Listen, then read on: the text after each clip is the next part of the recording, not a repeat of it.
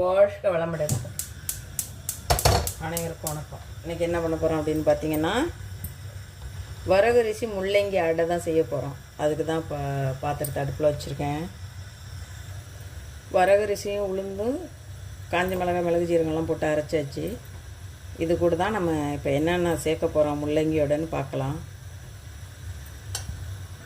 2 முள்ளங்கி பொடிசாக இது மாதிரி திருவி வச்சுருக்கிறேன். அது கூட ஒரு பெரிய வெங்காயம், அதையும் ஒரு பச்சை மிளகாயும் சேர்த்து நல்லா அதையும் பொடிசாக நறுக்கி வச்சுருக்கிறேன். 2 இனுக்கு கருவேப்பிலை, அதையும் பொடிசாக நறுக்கியிருக்கேன். அது கூட ஒரு கைப்பிடி அளவு கொத்தமல்லி தழை, அதையும் பொடிசாக நறுக்கி எடுத்துகிட்ருக்கேன். பாத்திரம் சூடாகிட்டு கொஞ்சமாக எண்ணெய் சேர்த்துக்கலாம்.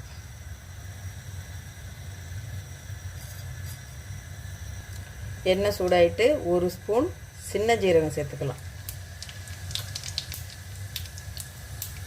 சீரகம் பொரிஞ்சிருச்சு. அது கூட நறுக்கி வச்சுருக்க வெங்காயத்தை சேர்த்துக்கலாம்.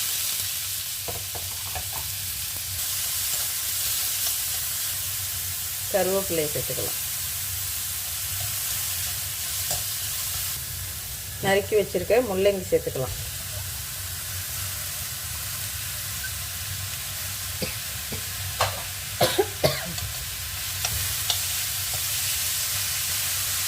நான் இன்றைக்கி முள்ளங்கி சேர்த்துருக்கேன். நீங்கள் முள்ளங்கிக்கு பதில் சவுச்சவு சேர்த்துக்கலாம், சுரக்காய் சேர்த்துக்கலாம், இல்லைன்னா பூசணிக்காய் சேர்த்துக்கலாம்.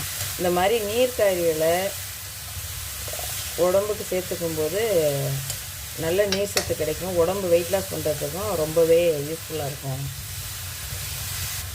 கொஞ்சம் பெருங்காயப்பொடி, கொஞ்சமாக மஞ்சத்தூள்,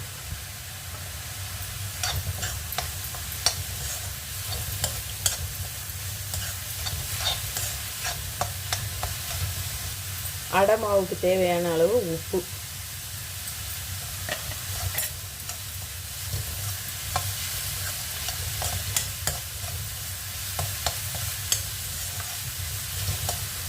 இப்போ அடுப்பை ஆஃப் பண்ணிக்கலாம்.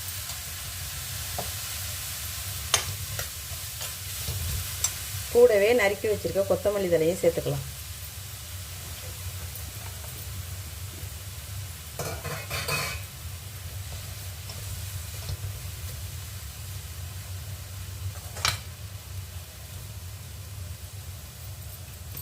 கொஞ்ச நேரம் இது ஆறிட்டு இருக்கட்டும்.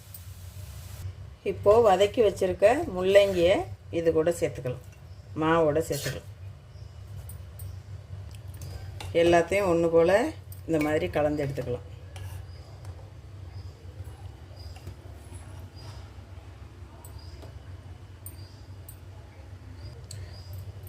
கொஞ்ச நேரம் அப்படியே ஊற விட்டு நம்ம அடை வாத்துக்கலாம்.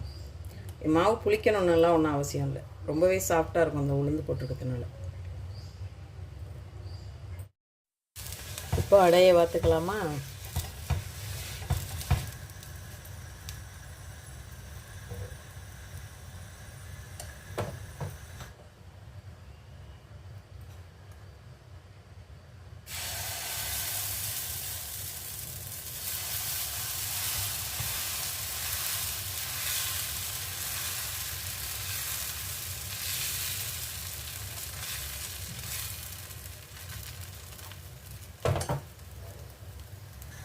கொஞ்ச நேரம் வெந்தோடனே கொஞ்சமாக எண்ணெய் தெளிச்சுக்கலாம்.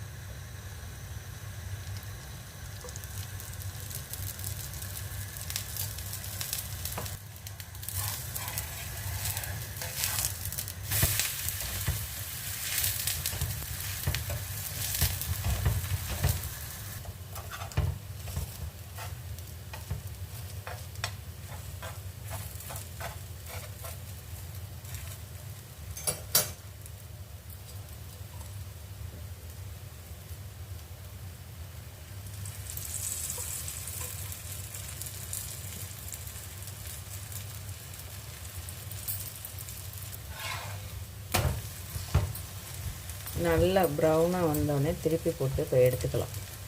நல்லா வெந்துருச்சு.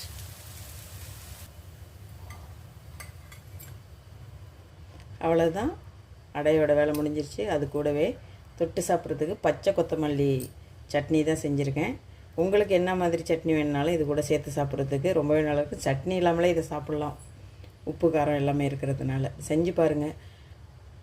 இது பயனுள்ளதாக இருக்கணும்னு நம்புகிறேன். இது பிடிச்சிருந்ததுன்னா ஷேர் பண்ணுங்கள், லைக் பண்ணுங்கள், சேனலை மறக்காமல் சப்ஸ்கிரைப் பண்ணுங்கள்.